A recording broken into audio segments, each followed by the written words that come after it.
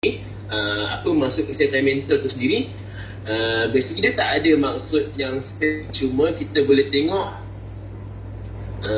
maksud kesihatan mental adalah satu keadaan yang kita lihat seorang individu ni dia menyedari atau tidak dia orang punya tahap upayaan diri tu. Maksudnya upayaan diri tu macam dia nak apa tu respon dengan betul tu dia menyedari tentang upayaan diri dia, ataupun mampu tak orang tu mengendalikan ataupun mengatasi ataupun mengawal dia orang punya tekanan dengan baik. Dan bila dia orang punya dia orang punya cara untuk membuat satu keputusan tu bagus, boleh handle stress, insyaAllah dia orangnya productivity tu bagus. Tu yang kita kelaskan atau kita masukkan ke kesihatan mental. So kalau anda daripada segi fizikal alhamdulillah cantik, tak ada apa-apa problem, and dari segi mental pun alhamdulillah cantik, tapi daripada sudut sosial dia, daripada sudut sosial ni lebih kepada daripada segi income kita lah, daripada segi income kita, daripada segi kemudahan asas ataupun kemudahan penting akses kepada klinik-klinik ataupun tempat perubatan lah. Ini pun dikategorikan antara salah satu komponen yang untuk memastikan kita ni adalah orang yang tergolong yang sihat atau tidak. Sebabnya dalam environment yang bagus, maksudnya orang yang sentiasa mengajak kepada kita buat perkara-perkara yang sihat, ataupun orang-orang yang sentiasa memberi tekanan. So dia akan, kalau contoh daripada segi environment atau sosial ni, dia tak menyokong ataupun tak mendorong kita untuk menjadikan kita punya physical part dengan kita punya mental part tu sihat. Video tak jalan. Maksudnya video siapa tak jalan? Okey, apa nama? Maksud dia kalau sosial dengan environment tak seiring dengan kita punya kesihatan fizikal dan kesihatan mental, so benda tu dia tak dapat kita tak dapat golongkan ataupun kita tak dapatlah kesihatan yang hakiki tu maksudnya. So that's why kalau in term of kesihatan, maksud yang keseluruhannya kita kena pegang pada 3 perkara ni. Okey, so kita lihatlah pada skop fizikal dahulu. Okey, kalau kita lihat pada skop fizikal ni, dia banyaklah benda, perkara-perkara yang menyebabkan ataupun punca-punca yang menyebabkan kita punya fizikal punya tahap kesihatan ni akan berkurangan. Yang pertama dia adalah daripada segi gaya hidup kita. Gaya hidup ni especially kalau kita lihatlah, kalau kita bandingkan zaman dahulu, maksudnya 50-30 tahun dahulu ataupun 100 tahun dahulu dengan zaman sekarang, dia berbeza. Zaman sekarang kita dah serba moden, banyak sangat bantuan daripada segi teknologi. Kita nak buat kerja pun banyak dah dipermudahkan dengan benda-benda teknologi. So dah lebih pada shortcut. Kalau zaman dahulu nak pergi contoh nak pergi pasar pun terpaksa berjalan kaki, tak pun kalau moden sikit pun naik basikal sebagai tu. Tapi still lagi menggunakan kudrat sendiri. Tapi sekarang mungkinlah basikal punya trend ni makin meningkat, tapi lebih ramai lagi lah orang still menggunakan option menaikkan kenderaan bermotor untuk pergi ke satu tempat ke satu tempat. So maksudnya bila keadaan itu berlaku, dia akan menyebabkan kita punya physical activity ataupun kita punya pergerakan tu dah terbatas atau berkurang. Kalau kita nak parking kita punya kenderaan ataupun kereta pun, bila kita sampai tempat kita tuju tu, kita kalau boleh nak parking dekat-dekat. So kita jaranglah kita suka parking jauh-jauh. Contoh kita pergi supermarket, kalau boleh depan pintu utama tu kita parking kalau dah ada kosong. Seboleh-boleh kita pusing nak cari dapatkan parking depan. Jarang-jarang orang nak parking jauh-jauh. Okey? So gaya hidup kan amat penting. Daripada segi kalau gaya hidup, selain daripada kita kurang aktif atau physical activity tu kurang, kita kena tengok juga daripada sudut pemakanan. Sebabnya ramai sekarang ni, especially budak-budak lah, kita yang dewasa pun ada juga suka dengan fast food macam KFC, pizza, McDonald, yang memang sangat senang kita nak dapat sekarang. Tak payah nak pergi kedai pun tak apa, just tekan-tekan order kita dekat online, nanti datang ke depan rumah. So sangat senang, mudah. So gaya hidup ni yang kita kena tekankan sampai kita kena tengok untuk memastikan kita punya kesihatan fizikal tu terjamin. Okey? Yang selain daripada gaya hidup, kita kena juga lihat pada kita punya tahap kehidupan atau taraf kehidupan kita. Ini daripada segi kita punya ekonomi je lah. Sebabnya kalau contohlah kita lihat orang-orang yang kurang berkemampuan, apa nama, daripada segi ekonomi dia kerana dia ramai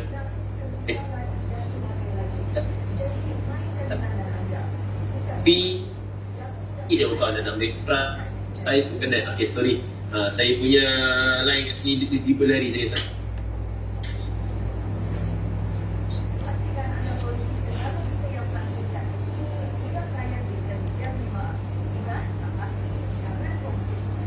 Taraf kalau kita rasa lah tahap ekonomi ni agak dia sangat sangkut sebab line kat sini tak stabil. Minta maaf sebab saya kalau tengok line dekat laptop ni penuh je, mungkin dia connection tak dapat kuat. Okay, so daripada segi tahap kehidupan tu kita kena tengok lah mampu tak mampu kita untuk berikan yang terbaik untuk family kita, untuk sediakan daripada segi tempat tinggal dan juga makanan yang sihat dalam anak kita. And last sekali daripada segi persekitaran. Persekitaran ni kadang-kadang kita tak boleh nak tak boleh nak ubah kita boleh berpindah. Sebagai contoh tempat yang kita tinggal tu macam satu masa dahulu ada satu kes dekat Johor, boleh tak ada masalah. Sebagai contoh ada satu masa dulu dekat Johor ada pencemaran yang menyebabkan sampai ada keracunan dan juga ada kematian juga kalau tak salah lah. Baru-baru juga kan. Okay, so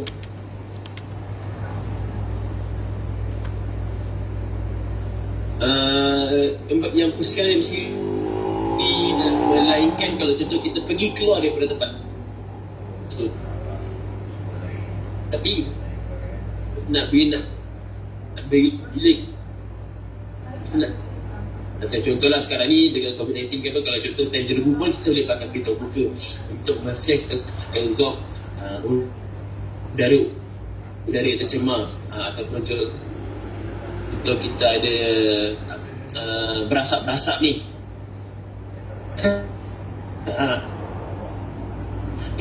tak cukup ke apa sebab kita lagi berisiko tinggi berbanding orang yang merokok. So sebab itu sebagai contoh daripada segi sudut persekitaran. So maksudnya dari punca kesihatan fizikal ni kita bagi pada 3: gaya hidup, taraf kehidupan kita ataupun kita punya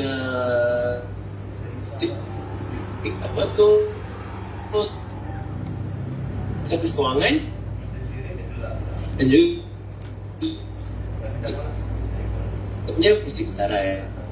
Lagi dia lebih kepada diri kita, maksudnya kadar keupayaan diri kita untuk manage ataupun handle stres itu sendiri.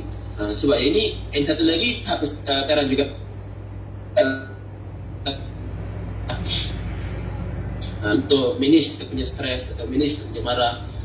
Kalau contoh kadang-kadang ada orang jenis yang ada anxiety, suka fikir macam-macam, suka fikir bukan. Kadang-kadang benda tu tak ada pun. Sebagai contoh lah, orang tu mungkin bila dia nak buat satu kerja lah, contoh dia baru masuk kerja baru, masuk lagi kerja nak pergi, tapi sebelum tu dia fikir kerja baru ni ataupun bos aku ni garang ke tak, macam mana aku nak kenalkan diri. Kita dah fikir macam-macam benda-benda negatif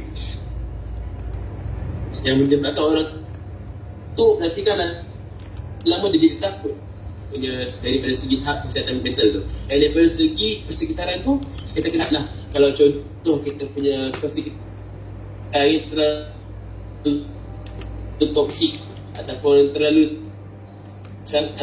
banyak sangat, kadang-kadang kita tak tahan nak dengar, so kita cuba bawa diri kita ataupun cuba jangan layan sangat terlalu toksik. Dan yang kedua dia, kita cuba mencari kawan ataupun sahabat dan kita sosialis untuk kita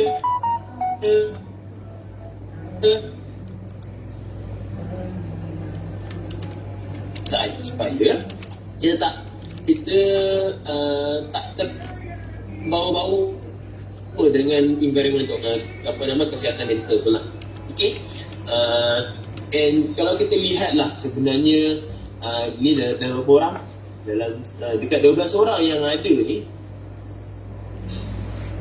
dalam dekat semua dalam 12 orang yang ada dekat sini, siapa yang dah selalu sangat buat Merdeka Cakap sekurang-kurangnya dalam setahun tu adalah dia buat Merdeka Cakap, full Merdeka Cakap setahun sekali atau setahun 2 kali.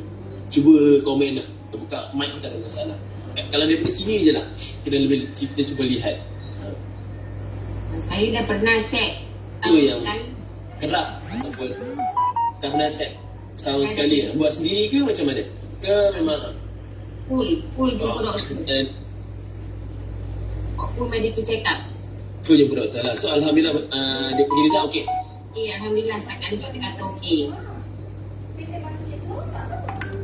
Alhamdulillah. So penting juga sebenarnya kenapa kita kena buat sekurang-kurangnya. Nak terus tak apa, tak ada masalah. Nanti kita fokus dengan kita punya jom fit tu, insya-Allah. Cikgu Pat boleh nampak perbezaan dia, cikgu. So daripada segi contoh lah, macam cikgu Pat dia dah ada kesedaran. Dia sedia pergi buat medical check up sekurang-kurangnya setahun sekali untuk dia tahu dia punya condition badan.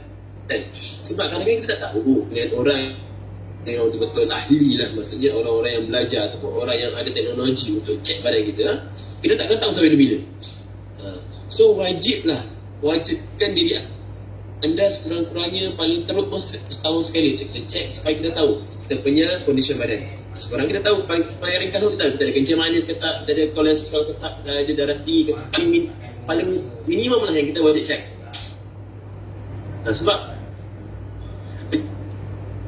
penyakit legal lagi orang Malaysia, and sekarang itu spesifik orang Melayu juga. Sebabnya walaupun kalau kita lihatlah statistik untuk orang yang macam contohlah kolesterol, biasanya lebih ramai orang yang daripada komuniti atau bangsa Cina, dan daripada segi macam darah tinggi lebih sinonim dengan kita orang India dengan orang Melayu, dan macam kencing manis pun orang India dengan orang Melayu lebih sinonim. Tapi sebenarnya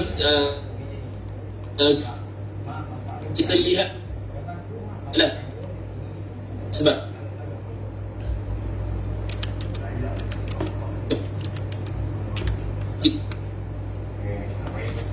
kita komuniti Melayu atau sebenarnya lebih banyak jumlah dia. So sebenarnya kalau kita kira per jumlah,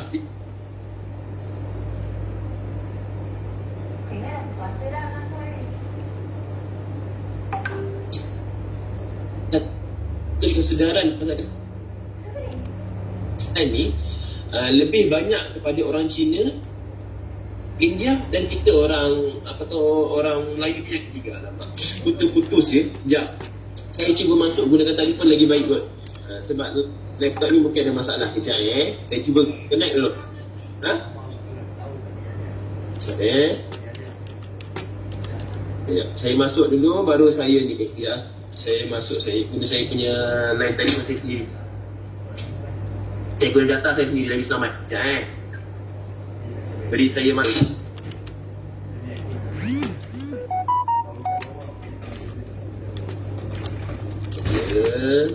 Dia tak seronok kalau nak berseimbang tubuh kecil. Sekejap, saya masuk sekejap.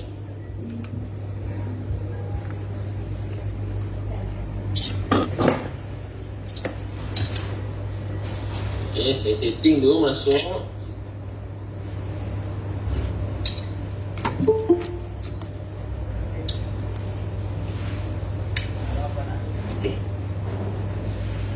Saya live yang hijab.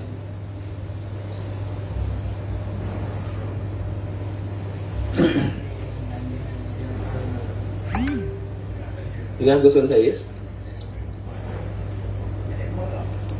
Okey, jelas. Okey, ngam. So harapnya saya pakai line ni dia tak lari-lari lah. Okey.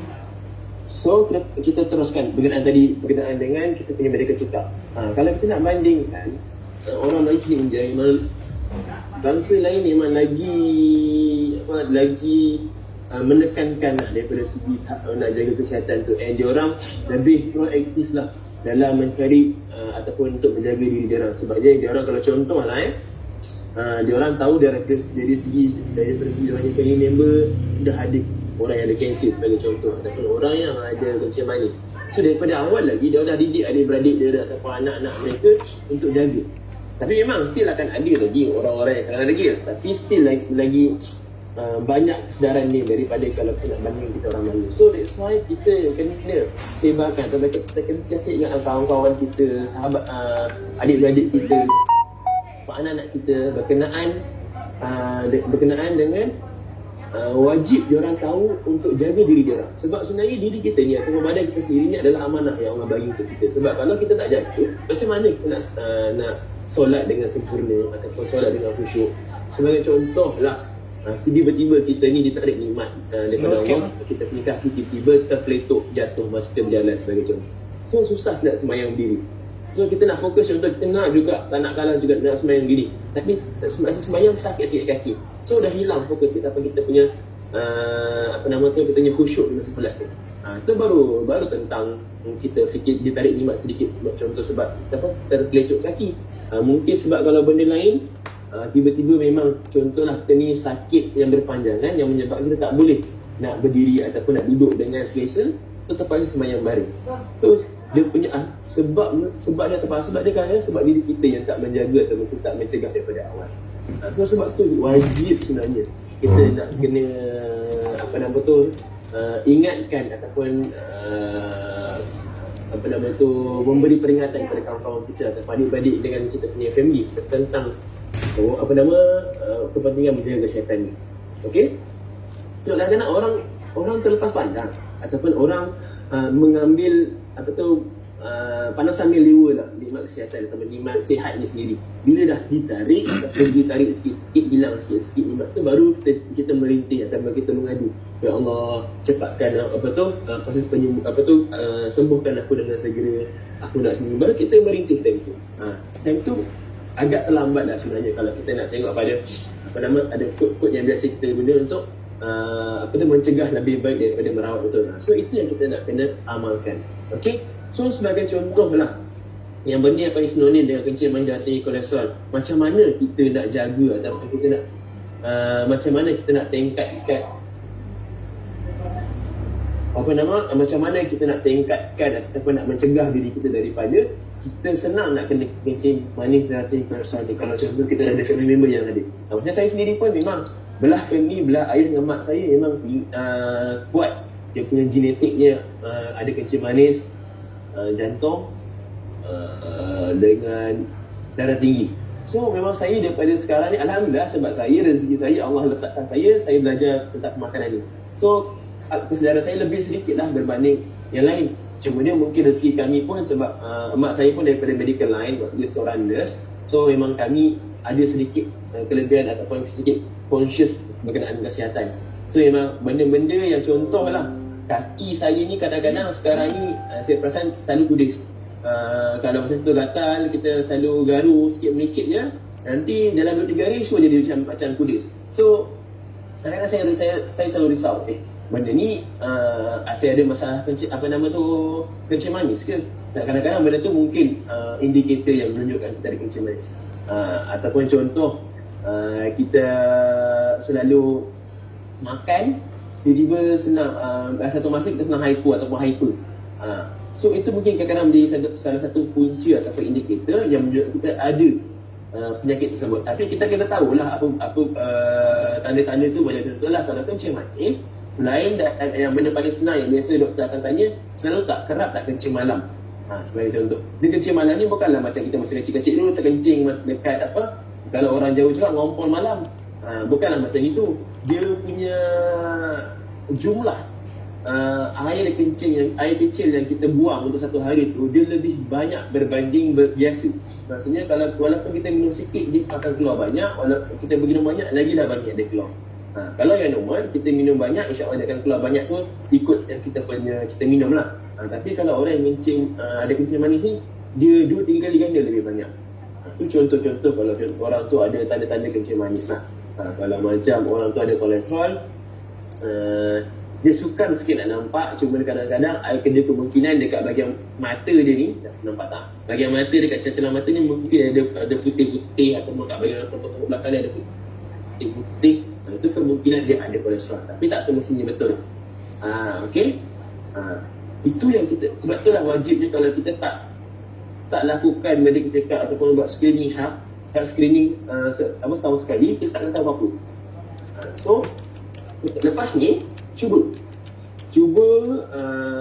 wajibkan satu family buat health screening setahun sekali, tak kisahlah bila nak buat, tapi sekurang-kurangnya kita tahu.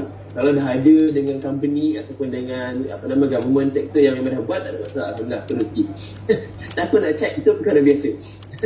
Jangan, itu perkara biasa. Saya pun dulu tak suka, bukan dulu, sampai sekarang pun saya tak suka jumpa doktor. Tapi disebabkan macam kita, nak tahu sangat diri kita ni pasal, kita memang terpaksa memberanikan diri untuk check, untuk kita menerima menerima hakikat sebenar. Kalau benda tu baik, alhamdulillah. Kalau benda tu tak kurang baik, kita kena terima hakikat tu dan kita cuba ubah. So kita kena lakukan perubahan yang paling minimum sekarang, memberanikan diri lah. Sekurang-kurangnya memberanikan diri untuk buat check up betul. And itu as a first step. Dan second step, kalau contoh lah, kalau kita takut lah macam tuan nak cakap, saya takut lah nak cuba doktor nak check untuk medical check up ni. Kalau doktor anda takut sangat lah, memang fobia, kalau jumpa doktor mungkin pengsan ke apa, tak ada masalah. Kita terus pada step menjaga kita punya kesihatan dengan daripada segi pemakanan, kita buat exercise, and kita boleh amalkan produk-produk macam yang produk yang kita ada sekarang ni. Alhamdulillah, anda berada dalam platform yang sangat-sangat baik, iaitu produk weekend kita ni. Memang semua, sebab semua kat sini pakai ataupun mengenali produk weekend lebih lama daripada saya. So anda sendirilah mengalami ataupun merasai keajaiban ataupun kehebatan weekend sendiri. So tak perlu nak dicerita banyak pasal kehebatan dia, cuma itulah yang kita perlu lakukan. Kalau anda takut ataupun tak berani nak jumpa doktor, anda terus mencari alternatif dengan cara macam ni. Kita pakai siap-siap produk weekend, kita amalkan, insya-Allah kita akan nampak perbezaan ataupun perubahan yang benar pada diri kita. Itu yang anda boleh gunakan tempat anda bercerita dekat luar ataupun anda boleh cerita dekat kawan-kawan. Sebab contoh, kalau anda datang ada kawan-kawan yang memang ada kecemasan manis, sudah rasa personal, memang sangat mudah. Tapi kalau kita janganlah kita fikir asyik bila attack orang yang memang ada penyakit je. Anda sebenarnya kita punya scope ataupun kita punya market kat dekat luar ni sangat luas. Untuk orang yang sihat, untuk orang yang sakit, semua itu market kita. Cuma cara kita nak approach mereka je. Kalau untuk orang yang sakit mungkin mudah, direct je, direct to the point, kita nak cerita. Kalau untuk orang yang sihat, macam mana kita nak convince mereka supaya mereka beli, adalah dengan kita momok-momokkan ataupun kita takutkan mereka dengan benda-benda silah penyakit-penyakit yang ada ataupun implikasi yang mereka akan dapat jika mereka tak jaga kesihatan diri.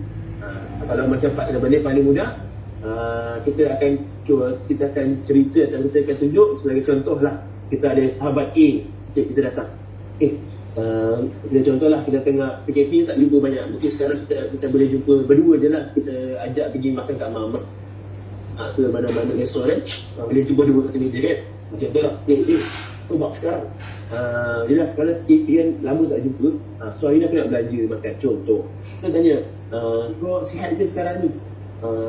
Pernah apa nama tu, ada tak apa-apa sakit ke? Jangan tak boleh cakap tu sangat lah. Kita boleh tanya khabar, and tanya dia orang mak ayah sihat ke, ataupun kalau kita contoh kita tahu yang dia punya family, dia dari abang adik ke ataupun ayah mak dia memang ada penyakit, dia tanya, kau tak takut ke? Sekejap, aku tak nampak asal-asal, saya tak nampak apa soalan yang dia ada, saya nak tengok.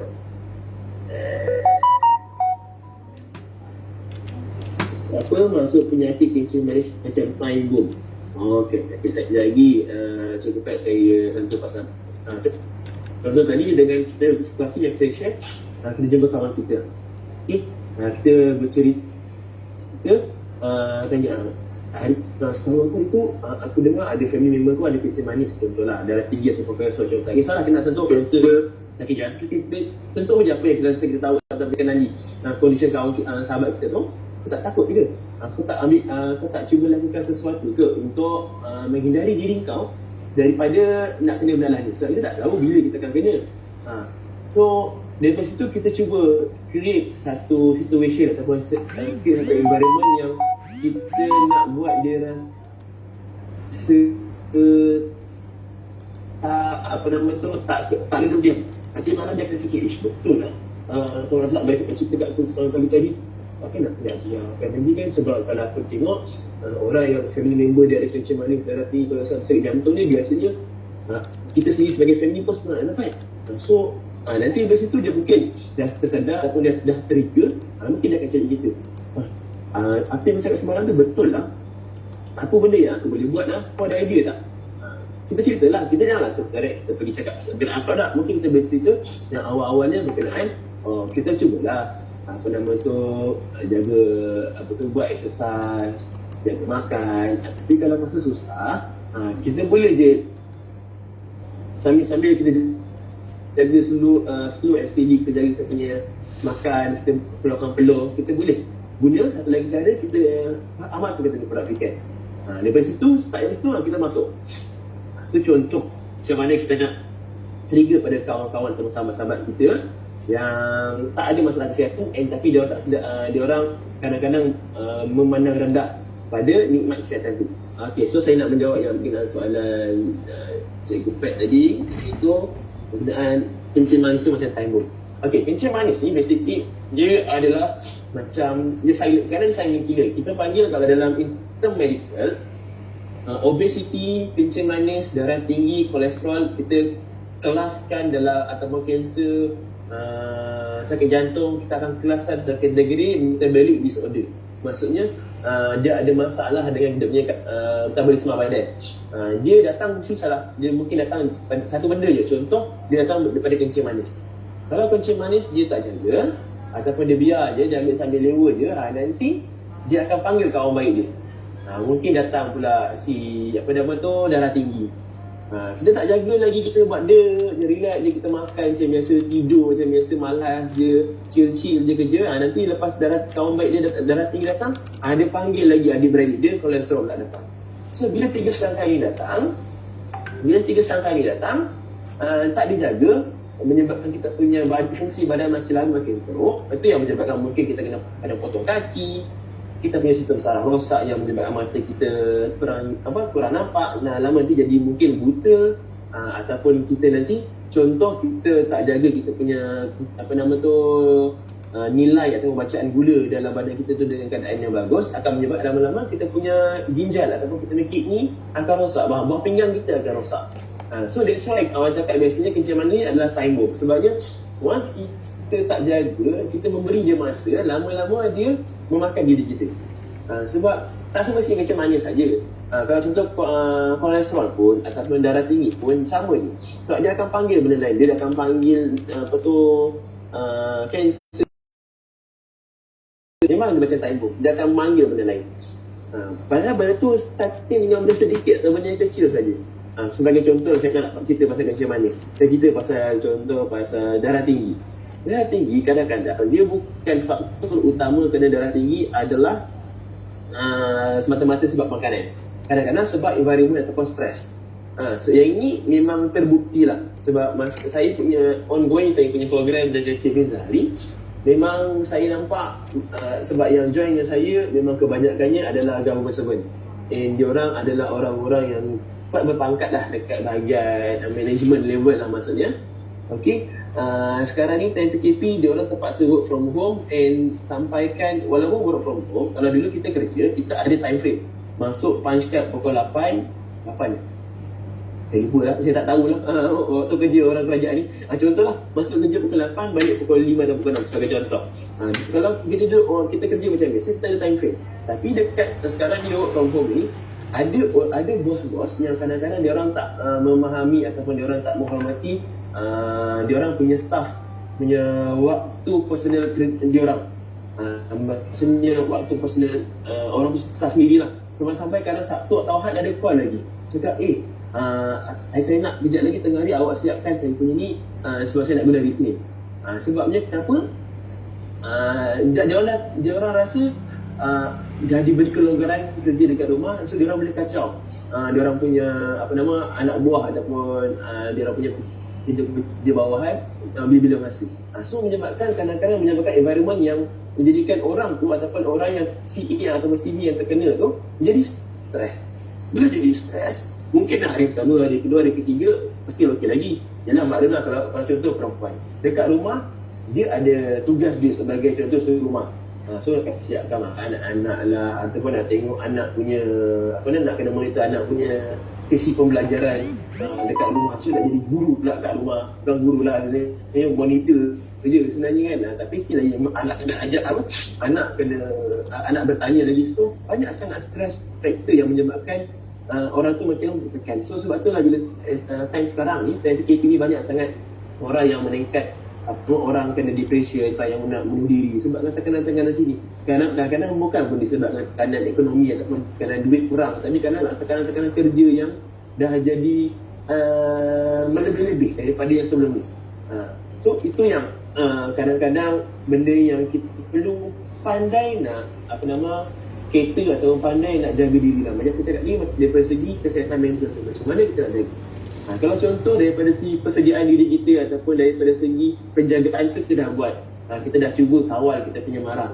Kita dah cuba keluar ataupun kita cuba lepaskan, kita menjerit ke ataupun kita cuba alihkan kita punya fokus daripada kita fokus dengan masalah kerja ni, kita pergi buatlah kerja rumah ke apa untuk alihkan fokus tu, untuk redakan kita punya kemarahan.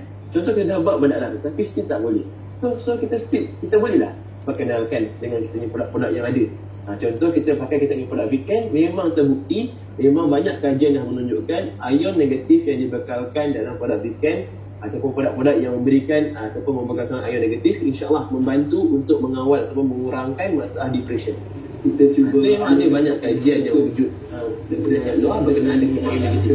So itu yang kita boleh jual ataupun kita boleh cerita ke orang kat luar. Tapi kadang-kadang dia orang tak tahu apa benda ion negatif ni, macam mana ion negatif ni muncul. So kita ceritalah, ion negatif ni sebenarnya kebiasaannya wujud dekat alam semua jadi. Dekat biasanya wujud dekat tempat-tempat yang memang ada macam deruan ombak, air terjun, dekat hutan, masa dekat apa terpanggil, dekat peti dengan buruhnya berlaku. So tempat-tempat yang begitu yang biasanya tinggi dengan ion negatif. And kita bagi tahu lah juga, biasanya kalau kita duduk kat rumah, terperak kat rumah, kita buat kerja lagi, fokus dengan kita punya laptop, kita punya telefon, kita duduk tempat aircon, and terperak lama dekat tempat yang kecil, tempat tu biasanya banyak sangat positif ion. So kita cerita pula apa pula positif ion tu. Positif ion ni benda yang terasa daripada kita punya barang-barang elektronik dengan tempat-tempat yang kecil, dan tempat-tempat yang tak ada penggunaan yang terbuka, yang tak boleh nak attract kita punya alam semua jadi masuk untuk cycle balik kita punya udara dalam kita punya rumah ataupun kita punya pejabat. Itu sebagai contoh. So bila terlalu banyak sangat ion negatif positif ni, yang menyebabkan kita jadi stres, senang marah ataupun tak boleh kontrol kita punya marah. So dengan kita cuba amalkan kita produk Viken, insyaAllah benda tu akan membantu untuk mengurangkan risiko ataupun menjadikan kita jadi lebih sabar, dan menyebabkan kita punya productivity ataupun kita punya efektif kita buat kerja tu lebih baik. So nanti bos pun akan perasan, oh hari ni saya nampak awak lain lah. So kita boleh cerita lah, ini impact kita pakai kita punya produk Viken. Saya belum produk Viken, kita boleh juga contohlah daripada segi untuk mengawal stres ni, kita boleh gunakan kita punya aromaterapi daripada lavender essential oil, daripada lavender ataupun daripada rose, dan kita boleh gunakan letak kat diffuser, kita letak dekat tempat kerja kita untuk bagi aromaterapi supaya kita rasa tenang. So ada dua benda yang kita, ataupun ada dua cara yang kita boleh beri ataupun kita beri kita cadangkan kepada sahabat-sahabat kita untuk diorang atasi masalah yang diorang hadapi. Itu antara perkaitan yang kita boleh lihat ataupun kita boleh nampak dalam situasi yang sekarang ni. Okey, itu sedikit saya rasa kalau, tapi nak tanya soalan tentang awak penyakit tak ada masalah. Sebab saya nampak ada ramai yang mau datang kan. So kita boleh sambung untuk bersembang, tak ada masalah. Daripada segi point yang saya nak cerita, basically itu yang saya ringkas ni, saya dah sentuh lah. Okay.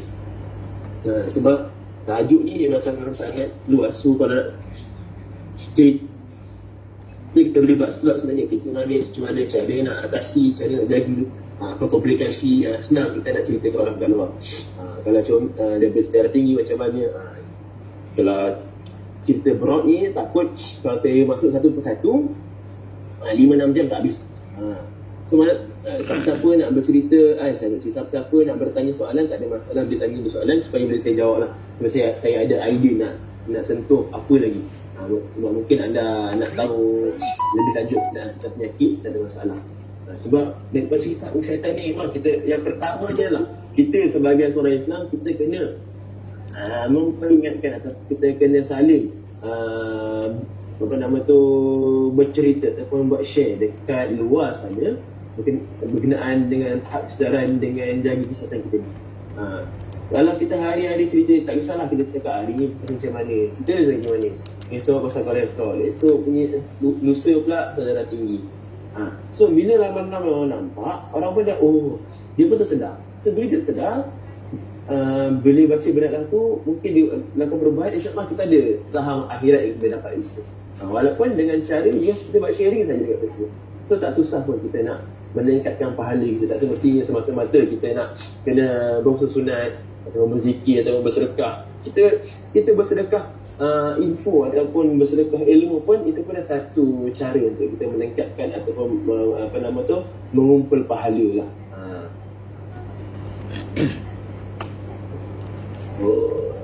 Saya nak tengok apa yang saya boleh share berkenaan dengan untuk kesihatan ni. Kalau tengok macam sebelum-sebelum saya pernah share infografik yang berkenaan dengan obesiti, kolesterol, darah tinggi, kencing manis. Memang kita tengok percentage orang yang contohlah macam obesiti, daripada 1 ke 10, daripada 10 orang lah maksudnya, 7/10 tu orang sudah mengalami lebihan berat badan. Bukan obesiti 7/10 itu yang mengalami orang yang ada lebih berat badan.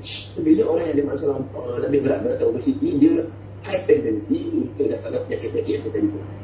So bila kita cerita atau kita share benda ni, kita orang cakap maksudnya kalau kita pun tak nampak orang tu, contoh dalam kedai ni ada 10 orang, so maksudnya 3 orang ni yang sihat, contoh macam itu, ataupun 3 orang ni yang mempunyai berat badan yang ideal ataupun berat badan yang optimum. Dalam sure dia punya berat badan kurang sihat atau terlebih. Kalau macam dari segi darah tinggi, 1/3 kita dekat Malaysia ni akan mengalami darah tinggi. So lagi tinggi ratio dia, lebih kurang juga macam mana semua tu. So benda-benda macam ini je kita kena tingkatkan kesedaran kat pasal dia supaya orang kat luar sana sedar ataupun tahu berkenaan dengan penyakit yang ada ni. Kalau contoh, sebab kita nampak ada yang bertanya, so saya cerita sikit lah berkenaan dengan contohlah berkaitan stres dengan sakit buah pinggang. Stres sakit buah pinggang ini okey. Terima kasih Tuan Razak. Kalau stres dengan buah pinggang ni, dia nak tengok daripada segi keseluruhan dia lah. Okay, sebab kadang-kadang stres tu datang disebabkan dia punya penyakit. Kalau contoh mungkin dia ada sakit-sakit lain yang dia kena makan ubat doktor, mungkin dia ada darah tinggi ke, dia ada kolesterol ke, dia stres dengan dia punya condition dan dia rasa tak sihat. So bila dia stres, dia tak nampak sekejap. Yang ini soalan ni menarik.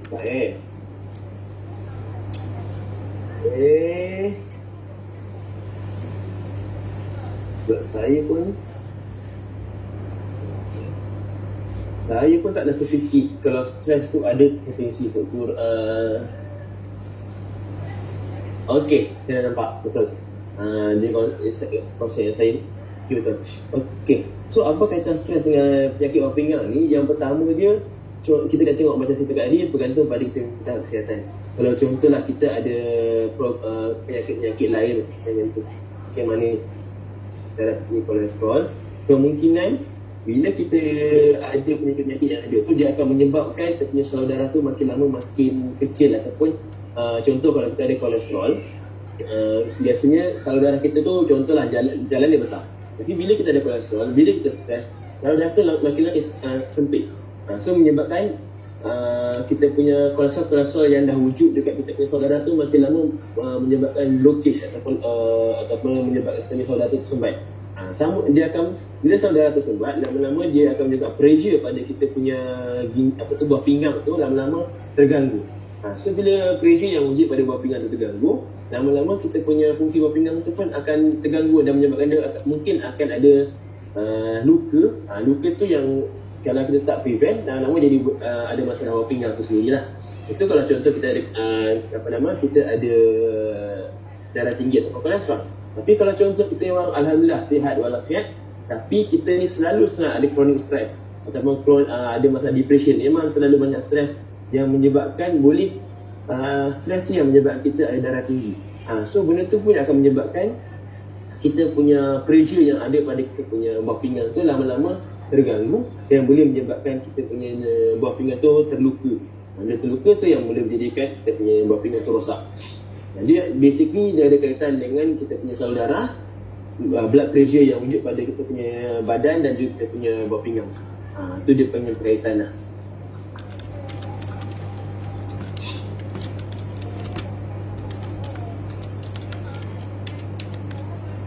Oh, sakit pinggang, sorry. Saya ingat sakit buah pinggang. Saya tak pasal sakit pinggang rupanya. Okey. Maklumlah pakai telefon kecil dia jadi sakit pinggang, dia sibuk buah pinggang. Sorry. So tadi yang saya cakap buah pinggang tu satu lah. Kalau berbalik pada soalan Tuan Razak kita berkenaan dengan stres tu, dengan sakit pinggang yang ini berkaitan dengan inflammation ataupun keradangan lah. Sebab bila kita stres, biasanya kita akan menghasilkan satu toksik. Yang toksik ni bila kita terlalu banyak, dia akan menyerang. Okey, bila kita toksik yang dihasilkan daripada kita punya stres tu terlalu banyak, dia akan berkumpul dekat kita punya certain tempat badan kita. So bila tempat tu contoh dia berkumpul dekat kita punya bahagian pinggang, dia akan memakan ataupun dia akan menyucuk-nyucuk bahagian sel-sel yang ada pada kita punya bahagian, contohlah bahagian pinggang tu, dia menyebabkan pinggang kita sakit. Contoh kalau contoh dia memakan bahagian sel-sel dekat bahagian tangan lah. So mungkin tangan kita akan sakit-sakit, jadi sengal-sengal ke apa. Itu lebih kurang juga macam kita buat exercise. Sebab sebenarnya bila kita buat exercise pun, badan kita akan menghasilkan toksik ataupun pertanyaan free radical ni sendiri. So bila kita tak melakukan sesuatu ataupun kita tak mengurangkan free radical dengan betul, itu yang menyebabkan kita punya sakit-sakit badan tu lama susah nak hilang. Okay, so itu antara sebab ataupun kenapa bila kita stres selalunya kita akan sakit pinggang ataupun sakit belakang. Sebabkan toksik yang dihasilkan daripada kita punya stres. Okay, so satu lagi soalan, kalau buah pinggang dah bocor, boleh tak boleh? Yang ini bergantung pada saiz ataupun keadaan sakit tersebut lah. Kalau kecil-kecil tu insya-Allah, sebab buah pinggang kita ni memang ada potensi untuk nak regenerate balik sendiri dia punya sel sikit. Dia lebih kurang macam kita punya liver. Cuma dia kalau dah teruk sangat, memang tak boleh nak diselamatkan lah. Kalau contoh selain daripada buah pinggang buruk, kalau contohlah kita punya buah pinggang ni dia ada masalah yang dia dah tak boleh nak filter. Macam contoh filter kat rumah kita, dia punya tempat nak filter tu dah makin lama makin dah tak boleh nak guna. Maksudnya dah mungkin dia punya sisik-sisik filter tu makin lama makin kurang. So benda tu memang kita akan biasa kita panggil chronic kidney disease lah. Dia punya insang tu dah makin lama makin kurang. Benda tu kita boleh atasi dengan cara dia lebih kurang juga macam kita punya kidney tu luka atau bocor. Dia tak bocor lah, kita cakap luka lah. Kalau bocor tu saya tak pasti betul-betul tak boleh nak hilang. Tapi kalau luka tu, kita boleh dengan cara kita kawal kita punya pemakanan semua protein dengan kita punya air dan kita punya garam. Kita kena kawal benda lah ni. Tapi bergantung pada stage ataupun condition kita punya buah pinggang tu sendiri. Sebab biasanya kita punya fungsi buah pinggang ni, bila kita meningkat usia, memang fungsi tu makin lama makin drop. Contoh, fungsi kita punya buah pinggang kita akan bagi pada 5 stage. Stage 1, 2, 3, 4 dan 5. Stage 4 dengan 5 ni adalah stage yang bahaya. 5 ni memang dah kena buat cuci buah pinggang.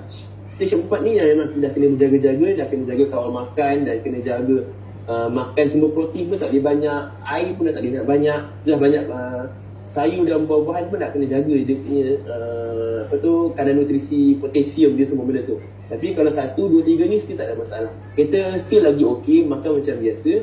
Cuma dia, kita kena jaga, elakkan diri kita daripada, contohlah kalau kita ada masalah buah pinggang ni disebabkan komplikasi daripada kencing manis ataupun darah tinggi ataupun kolesterol, kita kena jaga penyakit tu dulu. Bila kita jaga penyakit tu dulu, baru kita punya fungsi buah pinggang ni boleh dapat patah balik. Contoh daripada stage 3 mungkin berbalik pada stage 2. Kalau bagus balik lepas stage 1. Sama juga contoh kalau anda dah kena dialisis, dalam 3 bulan pertama anda kena dialisis, tapi anda lepas tu anda jaga makanan, buat exercise, kawal portion protein, portion sayur, semua tu, insyaAllah benda tu akan baik. Sebab ini berlaku juga pada arwah atuk saya lah, yang meninggal masa time PKP yang tahun lepas, masa bulan 4 tu. Dia ada kencing manis yang memang tak kontrol. So sampai satu ketika memang dia punya bacaan gula tu dalam 20 ataupun 16 ke 20 lah. Memang bacaan dia memang biasa je tu. So memang dia punya tiba-tiba dia punya kidney profile ataupun condition buah pinggang tu memang tiba-tiba drop disebabkan dia tak jaga dia punya kencing manis tu sendiri. So lepas dia kena buat 2 kali sesi dialisis, lepas tu kita suruh dia kontrol makan sikit-sikit, alhamdulillah. Lepas tu nampak perubahan dan dia punya condition daripada dia punya stage kidney tu daripada 4 ke 5, dia dapat naik tangga pada 3 ke 2. Tapi tak nak beli satu sebabnya faktor usia lah. So memang faktor usia tu yang memegang peranan, yang menyebabkan kita punya fungsi badan tu dah tak boleh nak ubah lah. Cuma kita boleh kontrol, tapi kita boleh lambatkan proses penuaan pada kita punya kidney sendiri. So itu antara cara-cara kita nak ubah, tapi kita nak jaga lah. Kalau sekarang ni contoh kita nak berjaga-jaga ataupun kita nak berhati-hati untuk memelihara kita punya kidney, basically cara dia yang pertamanya kita kena check balik diri kita sama ada kita ada tak penyakit macam kencing manis, darah tinggi atau kolesterol. Kalau ada, betul jaga yang itu. Kalau tak ada masalah. Just selalu lakukan aktiviti aktiviti harian, buat exercise, dan juga jangan makan benda-benda ataupun ubat-ubat atau suplemen-suplemen yang kita tak tahu pucuk pakal dia ataupun kita tak tahu betul selamat atau tidak. Sebab kadang-kadang benda tu kemungkinan dia mungkin ada steroid ataupun ada benda-benda yang terlarang yang menyebabkan ataupun yang boleh menyebabkan kita punya kidney tu rosak. Kalau macam dulu ataupun macam kebelakangan ni banyak artikel ataupun kecoh dekat Facebook cerita-cerita makan produk A tiba-tiba ada masalah kidney. Benda tu kadang-kadang disebabkan mungkin produk tu dia tak dia tak betul-betul lepas KKM punya kelulusan, tak ada apa-apa check yang betul, tu yang menyebabkan ada benda-benda yang terlarang dalam tu yang terkandung dalam produk tu tersebut. That's why dia orang ada boleh kena penyakit kidney problem tu. So kalau anda nak makan apa-apa produk kat luar, anda kena check dia punya latar belakang. Pas tentu selamat, ada sijil-sijil tertentu macam yang wujud dekat kita punya produk weekend, ada Rosella ke apa, tengok benda tu dah sahih, kita yakin, insya-Allah baru kita boleh amalkan. Sebab kita nak sihat, kita kena kita kena ada ilmu sikit. Jangan kita walaupun kita kaya tapi kita beli produk yang tak tentu dia punya asal usul dia tak guna. Nanti kan jadi yang sebaliknya. Okey, Muhammad Faizal bertanya macam mana kencing manis beri efek saraf buah pinggang dan mata jantung. Okey, benda ni contoh. Kita first pergi pada saraf. Sebabnya bila kita punya bacaan gula terlalu tinggi, dia akan mengacau ataupun merosakkan kita punya saraf dalam kita punya badan. Macam mana tu susah juga nak cerita lah. Cuma dia secara ringkas dia, bila kita punya bacaan gula terlalu tinggi, dia akan menyebabkan banyak sangat fungsi dalam badan ni terganggu. Dan satu lagi, dia akan banyak menyebabkan kita punya badan ni senang nak didatangi ataupun nak dijangkiti ataupun didatangi dengan bakteria ataupun virus yang mungkin nanti dia datang dekat satu tempat. Contoh dia datang dekat kita punya kaki. Dan sini datang kat kaki dia dulu lah kalau dia kencing manis ni. So bila datang kat kaki, dia akan merosakkan kita punya sel, kita punya sel-sel saraf-saraf yang ada, ataupun kita punya anggota badan yang ada. So dari situ bila dah rosak kita punya sistem saraf kita punya sel kat situ, itu yang menyebabkan nanti sistem dalam badan kita pun akan berjangkit sebabkan virus ataupun bakteria yang wujud kat situ. Sebab tu kan gula kita terlalu manis yang memang tempat yang sangat-sangat sesuai untuk mereka hidup. Itu yang pertama. Okey, mengenai sel saraf. Biasanya berkaitan dengan bakteria ataupun kuman lah. Okey. So bila kuman tu wujud, dia merebak secara baik, dia makan kita punya daging-daging, dia merosakkan saraf yang dekat tempat yang berlaku, itu dia akan efek pada saraf yang lain. Okay, yang kedua, buah pinggang ni sebabnya bila kita punya gula terlalu tinggi, dia akan masuk dalam kita punya dalam kita punya darah, salur darah kita. So salur darah kita ni akan pergi ke buah pinggang. Sebab gula ni tekstur dia ataupun dia punya fizikal dia besar. So dia tak boleh nak masuk dalam kita punya buah pinggang tu dengan baik. So bila benda yang besar kita sumbat dekat kawasan yang kecil, banyak kali lama-lama tu yang menyebabkan buah pinggang kita tu daripada struktur yang kecil tiba-tiba dia lubang. Tiba-tiba dia rompong ke tak pangah tu. Tu yang dia rosak tu buah pinggang. Tu yang menyebabkan kita punya fungsi buah pinggang tu tak aktif ataupun kurang elok. Daripada kita punya fungsi buah pinggang dia fungsi 1 jadi fungsi 2 pula. Tak pun jadi 3. Itu yang biasanya berlaku.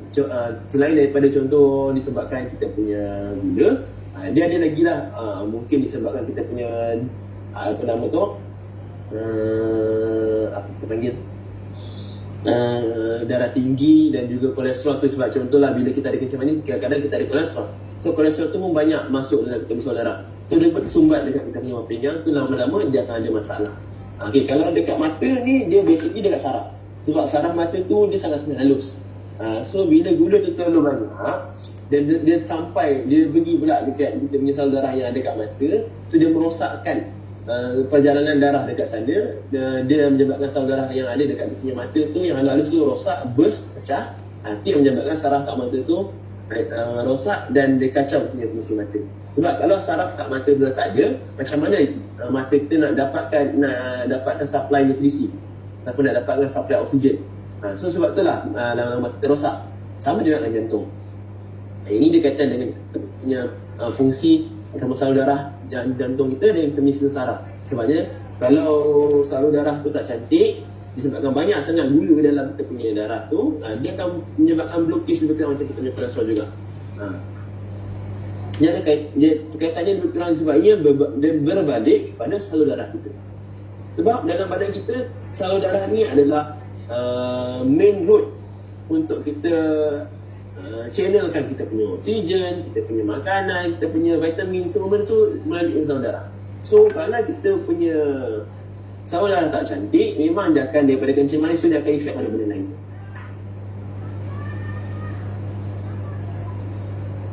Ada lagi soalan yang berkenaan dengan sakit-sakit? Apa boleh cerita ke sana? Menjawab ke Puan Faizah, saya punya jawapan tu. Welcome.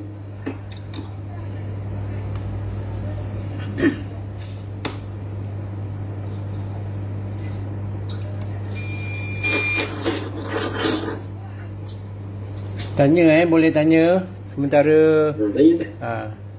Tak apa, buka mic tu tanya. Mungkin ada yang terpendam dalam hati sebelum ni. Tak pun nak minta pandangan, contoh ada family yang ada kencing manis ke apa ke, tak ada masalah, saya boleh bagi ni.